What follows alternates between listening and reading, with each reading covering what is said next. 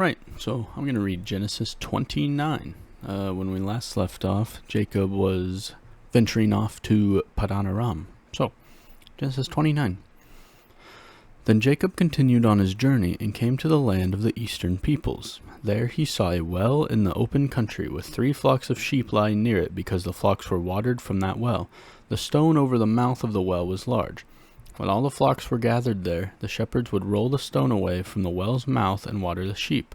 Then they would return the stone to its place over the mouth of the well. Jacob asked the shepherds, "My brothers, where are you from?" "We're from Haran," they replied. He said to them, "Do you know Laban, Nahor's grandson?" "Yes, we know him," they answered. Then Jacob asked them, "Is he well?" "Yes, he is," they said, "and here comes his daughter Rachel with the sheep." "Look," he said, "the sun is still high. It is not time for the flocks to be gathered. Water the sheep and take them back to the pasture." "We can't," they replied, "until all the flocks are gathered and the stone has been rolled away from the mouth of the well. Then we will water the sheep." While he was still talking to them, Rachel came with her father's sheep, for she was a shepherd.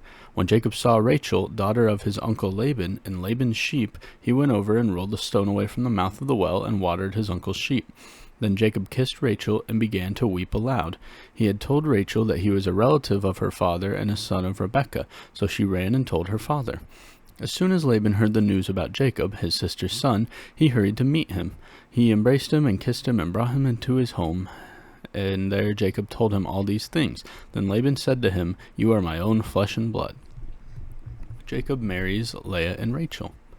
After Jacob had stayed with him for a whole month, Laban said to him, "Just because you are a relative of mine, should you work for me for nothing? Tell me what your wages should be." Now Laban had 2 daughters. The name of the older was Leah, and the name of the younger was Rachel. Leah had weak eyes, but Rachel had a lovely figure and was beautiful. Jacob was in love with Rachel and said, "I'll work for you 7 years in return for your younger daughter Rachel."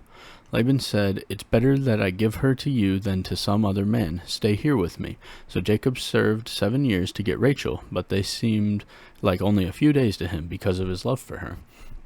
Then Jacob said to Laban, "Give me my wife. My time is complete, and I want to make love to her." So Laban brought together all the people of the place and gave a feast. But when evening came, he took his daughter Leah and brought her to Jacob, and Jacob made love to her.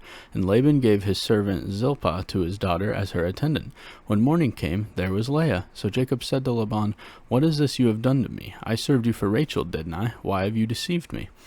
Laban replied, "It is not our custom to give the younger daughter in marriage before the older one. Finish this daughter's bridal week, then we will give you the younger one also, in return for another 7 years of work." And Jacob did so. He finished the week with Leah. Then Laban gave him his daughter Rachel to be his wife. Laban gave his servant Bilhah to his daughter Rachel as her attendant. Jacob made love to Rachel also, and his love for Rachel was greater than his love for Leah, and he worked for Laban another 7 years. Jacob's children. When the Lord saw that Leah was not loved, he enabled her to conceive, but Rachel remained childless.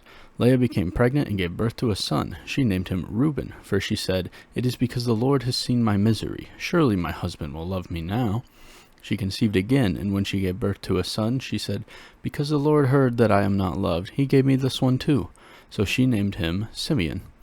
Again she conceived, and when she gave birth to a son, she said, "Now at last my husband will become attached to me, because I have borne him 3 sons. So he was named Levi.